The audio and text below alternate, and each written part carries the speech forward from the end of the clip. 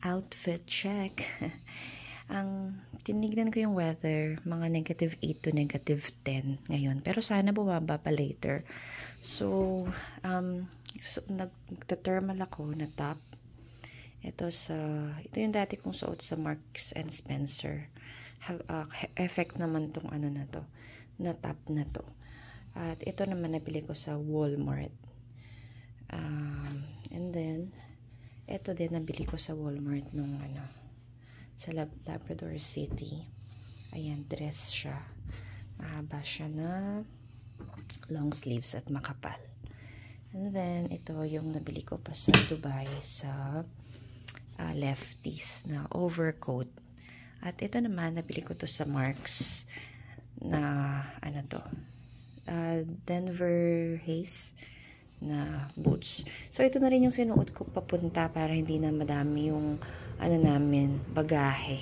Ito yung pambaba ko para may wind protection kasi may thermal naman ako sa loob, tsaka para manipis siya at hindi bulky yung dala namin. So ayan, nabili ko to sa H&M liquidation din. At ito yung aking sa bag. Nabili ko naman to sa thrift store sa Mission Kitty. And then ang dadalhin ko is ito lang na pouch na to. Sa lipstick lang gagamitin ko dyan actually. At yung mga ponytail ni Chia. At ito nabili ko naman sa Marks din. Kapag malamig. So, magdadala din ako ng gloves in case na malamig talaga. Itong gloves na to nabili ko sa H&M liquidation. Siya, compatible siya sa screen ng mobile. So, pwede pa rin akong mag-mobile kahit naka-gloves. At ito naman, nabili ko rin sa H&M liquidation. Neck warmer to, pero hanggang na siya, hanggang sa ilong pag sobrang lamig. In today. Ayan. Ito naman yung kay Chia. Meron siyang thermal na pang-inner. Ito, nabili ko sa Walmart to. Ito rin nabili ko sa Walmart. Dahil Hearts Day ngayon, naka-red siya. And then, ito yung pants niya, na dati pa. At, ito yung kanyang coat na nabili ko sa Mission Kitty. Overcoat. And then, yung scarf niya, tsaka bonnet. Okay. Ito ang kanyang boots. Ayan. Twinning kami ng boots. Hindi. Ito yung kanyang boots. Nabili ko to sa Mission Kitty. Gap.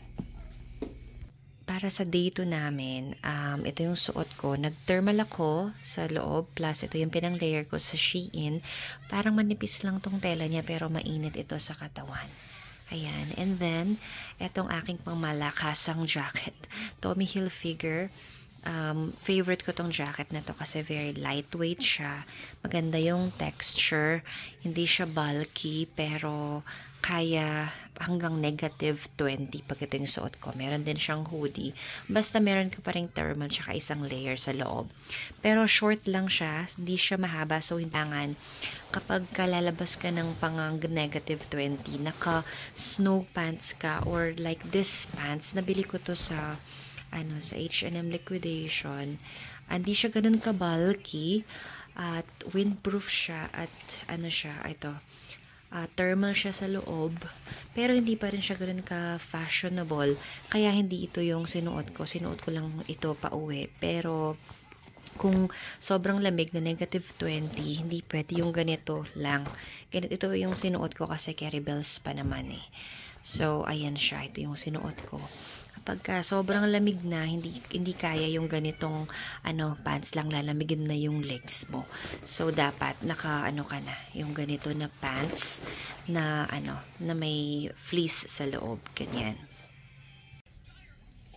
Ito naman yung outfit ng aking Juzaway. Ito yung day 1 na sinuot niya. Nike na hoodie. Ayan.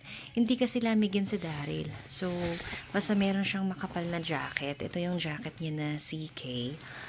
Wala nga lang hood ito. Pero, pang malakasan din daw to. Sabi niya.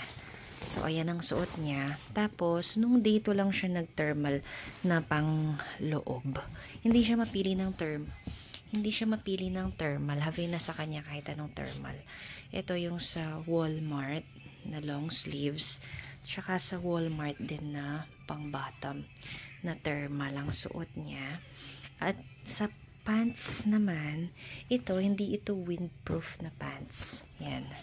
Jogger lang siya, pero meron siyang fleece sa loob. Ayan.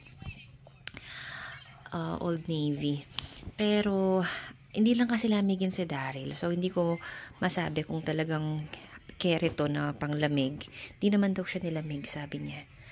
Tapos, ito naman, sa ano din to, sa Gap na mainit na tela. So, nung day 2 kasi nga malamig, nag-thermal na siya sa loob. Tapos, pinatungan niya nito. Tapos, itong jacket na to yung suot niya. Ito naman yung kay Chia. So, ganito yung sa top niya kahit nung day 1 sa Mother Care. Dalawa yung ganito niya eh. Very good ito kasi mahaba din yung sa collar niya. Tsaka makapal yung tela. Tapos naka-thermal din siya ng bottom tsaka sa top. And then, ito yung jacket niya. Actually, dadalhin ko rin dapat ito nung day 1. Nakalimutan ko lang. Kasi mas, mas warm tong mga ganitong jacket para sa mga kids. At, ito, ayan. Bell na pang kids na brand.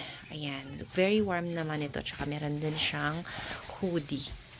Ayan. Pero kahit may hoodie siya, dinalhan ko pa rin siya ng extra bonnet para pantakip din sa ears niya.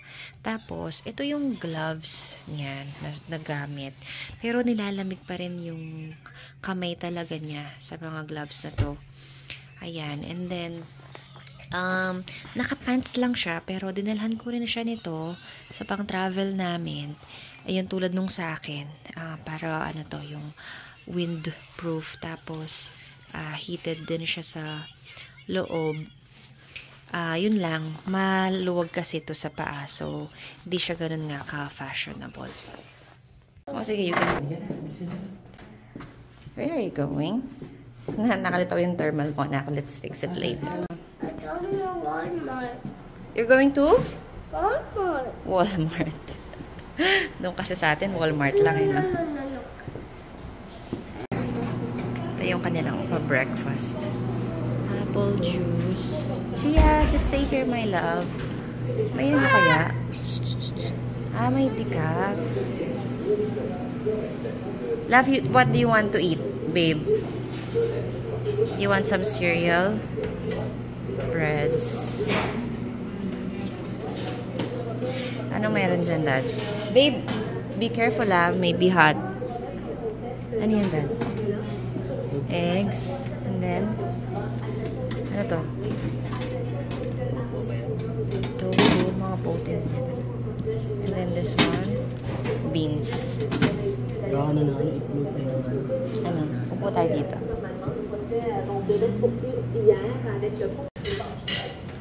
Yung aking breakfast. Nag-taxi muna kami to Services Canada kasi medyo na-late kami ng alis. At wala pa kaming bus card din. So, yung taxi namin is about kulang-kulang $20 hanggang Services Canada. Bili kami ng bus card dito sa may pharmacy malapit Services Canada. Ginko 2. Sa mga pharmacies, makakabili ng mga bus cards. Ang binili namin is yung 24 hours validity unlimited bus trips for $10. Sulit siya kasi malayo yung pinupuntahan namin from the hotel. And sa weather naman, it's colder than expected dahil sa wind chill. So, imbis na -8 to -10, yung feeling parang -15, ganyan siya. Lalo na nung pauwi na kami ng hapon, sobrang lamig na kasi sa hangin. Sakay muna kami ng bus. Bye. Mami, Card ko. Nandito sa akin. Mami. Sulit at comfortable naman mag-bus. Madalas naman ang dating ng mga buses, hindi ganun katagal yung wait time. Make sure lang na meron kayong internet para alam nyo exactly kung ano yung bus stop na bababaan nyo. Pati kapag may walking distance, alam nyo rin kung saan papunta. As a backup, isave nyo na rin yung taxi number in case na wala kayong pantawag. May mga supermarkets na may phone na pwede kayong tumawag ng taxi directly. Pero advisable pa rin syempre na meron kayong pantawag ng taxi just in case.